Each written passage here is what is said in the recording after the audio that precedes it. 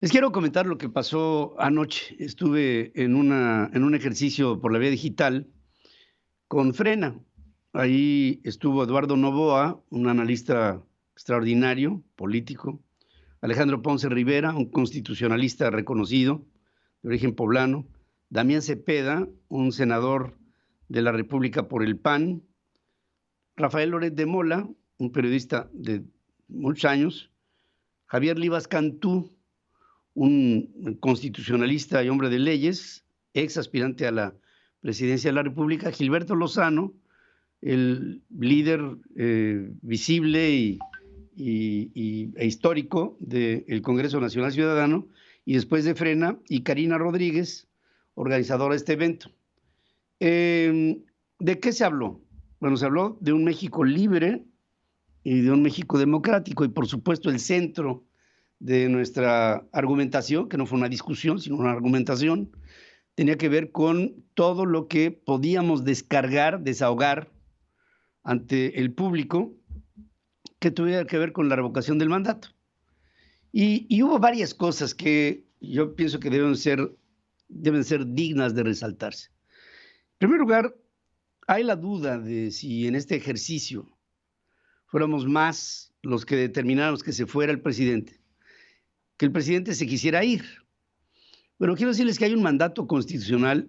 Este país es un país de instituciones, en el que si el Instituto Nacional Electoral, el día de la revocación de mandato, llega a determinar al final de la jornada que hay más gente rebasando la cota de 37 millones de personas, si hay más gente que vote a favor de la revocación que termine en su periodo hasta el 2024, en el momento en que se dé el conteo, en ese momento el presidente deja de serlo. En ese instante, el presidente deja de ser jefe nato de las Fuerzas Armadas, deja de ser presidente de la República, y el proceso revocatorio tiene, ahí va otra explicación. Hay personas que dicen en su argumentación, es que la ley no es retroactiva. Bueno, quiero decir que desde que este proceso revocatorio se estableció, apelando a 3 o 4 artículos de la Constitución, el 19, el 45, el 39, el 45, el 40, estos dicen y hablan claramente sobre la revocación de mandato y cómo esta fue formulada en el 2019 para que entrara, y en el momento en que se tomara la figura revocatoria, implica que la figura revocatoria funciona. De otra suerte, una institución como es el Instituto Nacional Electoral no podría tomar a la revocación como ejercicio sabiendo que al final del ejercicio no procedería por la retroactividad de la ley. ¿Me explico? Es decir, el hecho de organizar la revocación es porque funciona la revocación. Ahora, hay otras ideas que se dan sobre si al acudir a votar lo que estás haciendo es darle al presidente un apoyo para que la revocación sea vinculante. Bueno, justamente eso es lo que pretendemos, que sea vinculante, que el resultado por consecuencia, que sea susceptible de ser parte de la temática del Congreso mexicano. Y lo que estamos buscando justamente es eso, que sea vinculante y que con nuestro voto alimentemos a la operatividad, a la funcionalidad y a la validez del Instituto Nacional Electoral. Porque no haremos nada y no abonaremos en nada al instituto si nuestra decisión es no votar.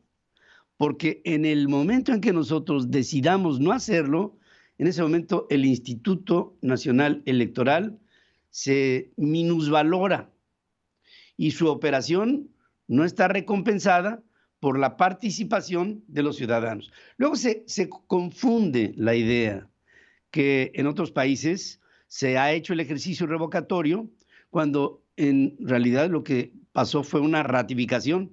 Casos como Venezuela, con Chávez, con Maduro, casos como Bolivia, con Evo Morales, casos como Nicaragua, con Daniel Ortega Saavedra, y los casos se van Rafael Correa en su oportunidad en Ecuador. pero con una diferencia enorme que no acabamos de ver en México. Esos países mencionados, en el momento en que se ha hecho la revocación del mandato, los institutos electorales convocantes son dominados por el presidente o por el dictador. En México, el Instituto Nacional Electoral no es dominado por el presidente. Todavía podemos decir que el Instituto Nacional Electoral es un órgano que sirve a la sociedad dando resultados y convocatorias certeras. En otras palabras, si votas, se va el presidente de la República. Pero el cálculo del presidente de México y de sus adláteres, de sus colaboradores, es que quienes quieren que se vaya el presidente no acudirían a la revocación porque consideran que acudir es una trampa, cuando en realidad la trampa es no acudir. Es lo contrario. Y por eso es que viene esta duda y nos dice la gente, hombre, si comunicadores, analistas políticos, pensadores, constitucionalistas, bueno, constitucionalistas no, pero los primeros líderes de opinión están hablando y convocando a la gente a que no se vaya a votar, ¿por qué tú estás diciendo lo contrario? Y lo mismo se lo han preguntado a Javier Rivas Cantú, se lo han preguntado a Eduardo Noboa, se lo han preguntado al propio Damián Cepeda o a Gilberto Lozano o a Rafael Loret de Mola o a Alejandro Ponce o a un servidor. Nos lo han preguntado. Y lo que decimos nosotros, y es lo que quiero decirte a ti, es que cualquier mexicano consciente se da cuenta que si queremos hacer de México una democracia, tenemos que practicar la democracia. Porque no hacer praxis de la democracia, lo que acabaría pasando con México es que vamos a perderla. Y una última conclusión. En México todo lo dejamos al final. Y no somos, porque hay que decirlo, una sociedad que se haya sofisticado en la práctica de la democracia. Pensamos que todavía faltan 33 días y que la decisión final puede esperar. Pero sí les digo ahora, y se los adelanto, cuando estemos por ahí del día 7 de abril, del día 8 de abril, del día 9 de abril, cada vez que se apriete la fecha, vamos a tener más la duda en nuestra cabeza, ¿asisto o no asisto? ¿Le hago el feo al presidente al no votar? En realidad, lo que le haces al no votar al presidente es el bonito, porque lo que quiere el presidente es tu inacción. Lo que quiere el presidente es que pienses que el ejercicio revocatorio es una ratificación. Lo que quiere el presidente es que pienses que es una trampa. Eso es lo que quiere el presidente.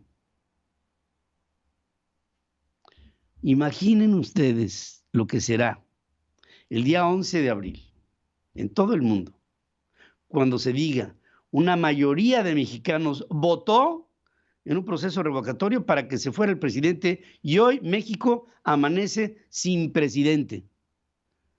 Sería una acción sin precedente. Imagínatela, que podamos tú y yo hacer el milagro mexicano. Repite este video y trata de convencer a más, si es que tú estás convencido, que la revocación del mandato ahora puede ser, mañana será muy tarde, porque si este hombre se queda en el poder, de aquí al 2024, que es otra de las cosas, nos vemos en el 2024, espérame tantito, en el 2024 ya no habrá INE, o por lo menos no habrá INE ciudadano. El presidente podrá meter a 3 consejeros electorales dentro del Consejo Electoral del INE y entonces controlará todo. Y la experiencia que tenemos es que no ha habido institución independiente o autónoma que no haya tomado el presidente y después dominado.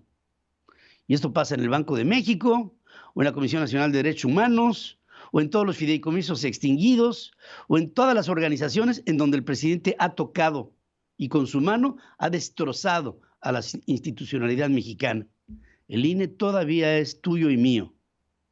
Si no aprovechamos esta oportunidad, no tendremos perdón. Y después de todo, si la aprovechamos, pasaremos ante el mundo como una sociedad consciente que supo responder ante el llamado de su nación. Vota el 10 de abril. vota por la revocación del mandato. Ah, y por cierto, la palabra ratificación ni siquiera aparece en la ley. Y ahora que salen estos héroes de la patria a buscar en la gente, irla a convencer de algo que no pueden desde el punto de vista legal, para que vayas y votes porque se quede y se le ratifique en el poder, esa es parte de la visión que quieren dar en Morena, porque Morena se ha hecho en estos años justamente como el sinónimo de aquello que falta a la ley. Y si esto lo hacemos práctica, pronto no habrá país, solo habrá presidente. Tómalo en cuenta. Estás hablando del futuro de nuestro México. Estás hablando de tus hijos. Estás hablando de la permanencia de México como país. Se nos puede ir de las manos. Es por eso mi preocupación y mi esperanza. Gracias por estar conmigo en este comentario. Hablo para ustedes en YouTube. Reproduce esto. Pedro Ferriz de Con. Sigue escuchando a Pedro Ferriz de Con. Central FM.